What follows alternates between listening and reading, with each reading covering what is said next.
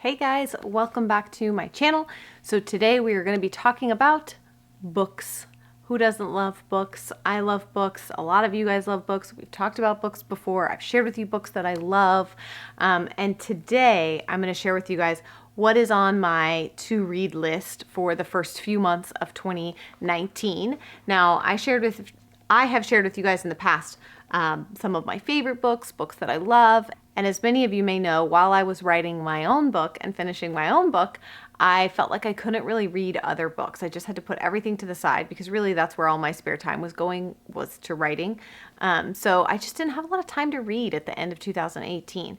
And so I'm very excited. I've been compiling some books. I'm just going to share with you 5. So I do have more in my Audible account and that sort of thing, but I'm just going to share with you 5 physical books that I have here that I am looking forward to beginning to read in 2019. I wish there was some way for us to have like a book club or something, you know, where like we could say like, yeah, you guys want to read that book too? Let's all read it together and then talk about it. I don't know how that would work. If anyone has any brilliant ideas about that, let me know.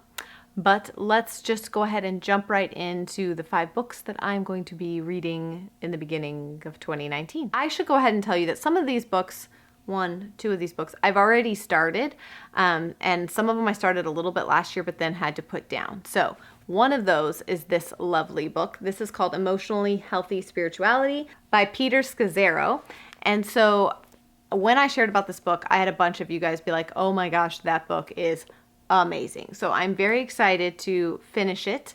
I'm only just a little bit into it, so I need to finish it. But it says, Peter Scazzero learned the hard way, you can't be spiritually mature while remaining emotionally immature. Though Scazzero was an experienced pastor of a growing church, his life and faith remained emotionally unhealthy. Like so many in the church, he routinely avoided healthy conflict, ignored and suppressed emotions, used worked for God as an excuse to run from God, and lived without limits. So he outlines the top 10 symptoms of emotionally unhealthy spirituality, then he unpacks core biblical principles to guide you into an experience of lasting beneath the surface transformation in your relationship with Christ. So this book so far has been really great and I'm very excited to finish it this year. Next up is a book that I picked up in the airport. It's called Them, Why We Hate Each Other and How to Heal by Ben Sasse, I think is how you say his last name.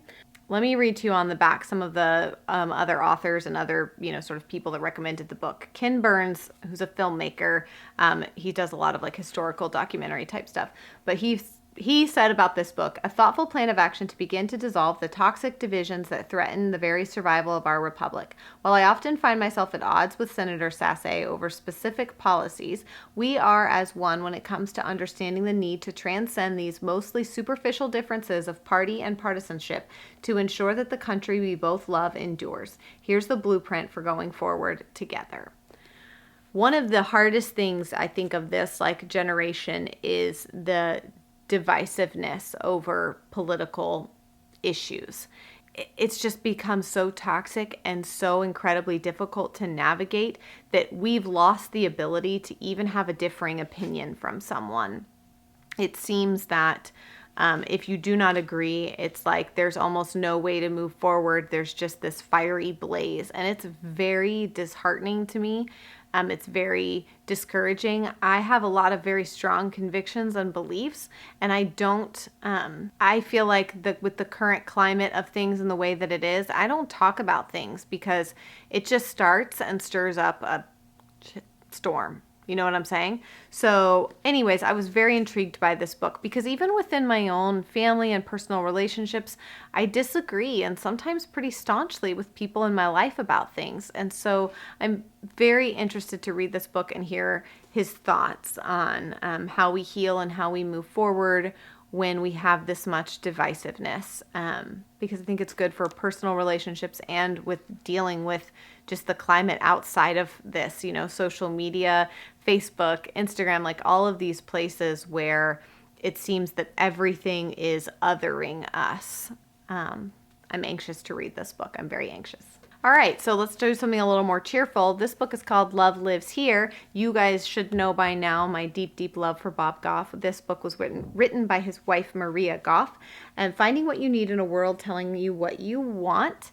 And Again, the back of this says this book is about discovering what we really need. Love Lives Here is a collection of stories that include the ways Maria and her husband navigated family their way without clear instructions or a roadmap. It's meant to inspire you to think about how to make life meaningful and how to create a space to grow while loving others. I love, love, love that because, as you guys know, we don't have an entirely conventional family or life. And so I'm very interested to read this because our life is not nearly as bold and exciting as the Goffs. But I'm very anxious to hear her thoughts on that because sometimes I think like, man, I wish our life was a little more simple and old school, if you will, or like the way that I grew up, and trying to make sure that we're still taking care of our family in the way that it needs to be while navigating kind of our out of the box life. And the next book, which this one's going to take me a while to get through. This is the big one. I have had this book in my Amazon cart for probably like a year and a half, and I finally pulled the trigger on it. It's called Unsuitable for Ladies, an anthology of women travelers. Every page of this book pulses with adventure. It is totally exhilarating to hear the authentic voices of women brave enough to defy convention and tackle the globe. I'm just very, very excited to read all these stories of women travelers in a time when women traveling was not something that not only conventional, but like even probably acceptable. I'm very excited. I think this book has the potential for a lot of cool stories. I will definitely be earmarking some of these to read to my girls if I find some good ones and make sure that they're obviously like age appropriate for the kids and all of that. I'm excited to read some of these to my girls. And I love reading about women doing kind of bold and different things in times when it's not like acceptable for them to be doing such. Very, very excited to dive into this one. I think because the stories are kind of broken up individually, this is a good like side table nightstand book to read one or two of these at night, you know. I see that being a good purpose for this book, the way that it's kind of broken up. I don't see this as like a sit down and just plow through it kind of book. Someone I follow on Instagram, I believe, recommended this book, and now I can't remember who, and that really bothers me because I would want to give them a little shout out, but I don't remember who it was. And so I ordered it because they said it was really good. So it's called The Girls Who Went Away, The Hidden History of Women Who Surrendered Children for Adoption in the Decades Before Roe versus Wade.